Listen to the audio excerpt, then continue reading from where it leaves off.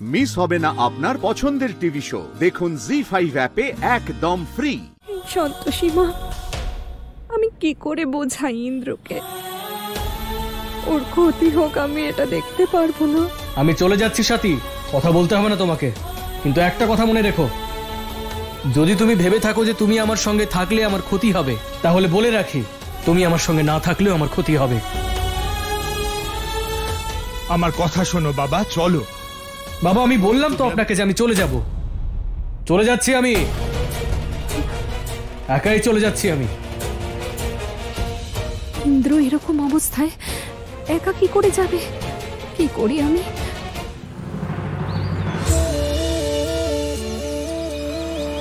সাথে তুমি আমার সঙ্গে ঠিক করলে না, কিন্তু বেরিয়ে এসে একবার কথা বলতে পারতে।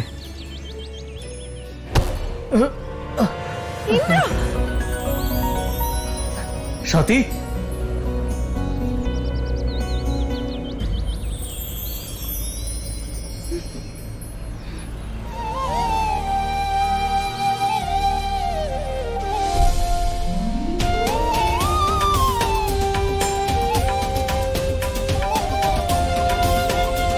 আমার মাথা খারাপ হয়ে গেছে।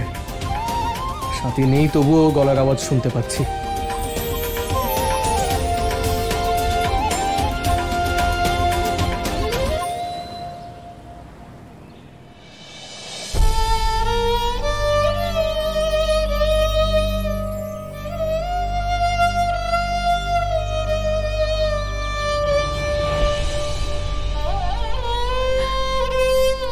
কে কি বলছে তাতে আমার কিচ্ছু যায় আসে না ইন্দ্র, কিন্তু এটা নিশ্চিত যে আমি তোমার সঙ্গে ফিরবো না।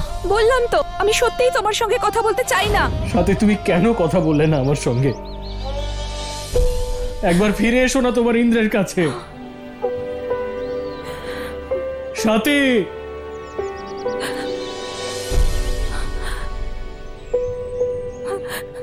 মেয়েটির কুষ্ঠিতে গ্রহ দোষ আছে। আজ থেকে শুরু করে 1 মাস 7 দিন তোমরা যদি একে অপরের থেকে দূরে থাকো আর সেই সময় মহামৃত্যুঞ্জয় মন্ত্র জপ করো, তাহলে তারপরেই তোমাদের বিবাহ হতে পারে।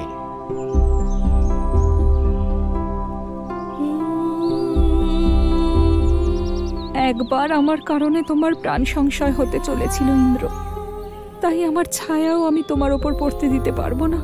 আমায় ক্ষমা করে দিও, একটা মাসের জন্য মেনে নাও।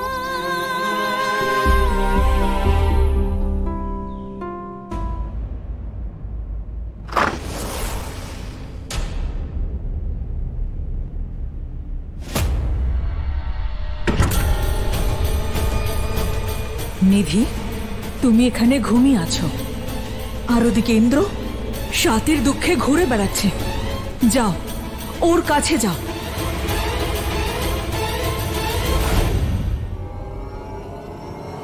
নিধি, ওঠো আর যাও ইন্দ্রের কাছে।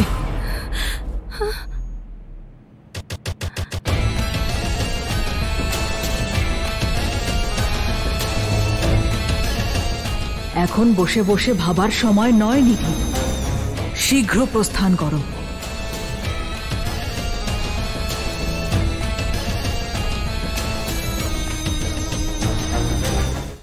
জি5 ডাউনলোড করুন আর সব এপিসোড দেখুন একদম ফ্রি।